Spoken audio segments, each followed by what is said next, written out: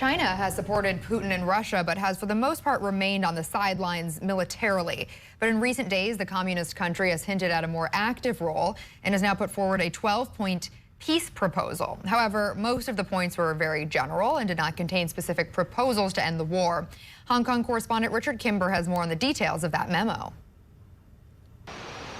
This proposal from China's foreign ministry calls on the international community to do everything it can to de-escalate the situation and to enable peace talks between the two sides. It specifically says that the territorial integrity and sovereignty of all countries must be upheld, but it balances that by also saying that unilateral sanctions being applied as part of efforts to deal with this crisis must be removed. That's seen as being criticism of the United Nations and the US for placing sanctions on Russia. There's also further support for Russia in the sense that the plan outlines the fact that it believes that security concerns that Russia has over the expansion of military blocs, understood to be a reference to NATO, must also be taken seriously.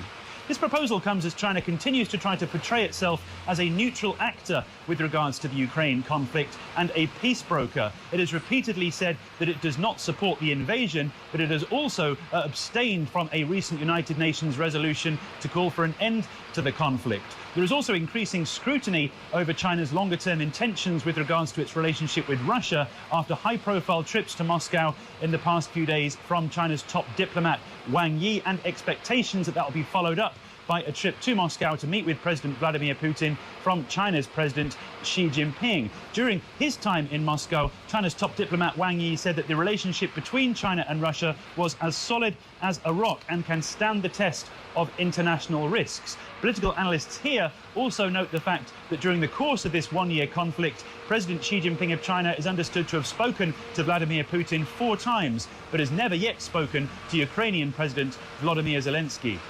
Richard Kimber for Scripps News in Hong Kong.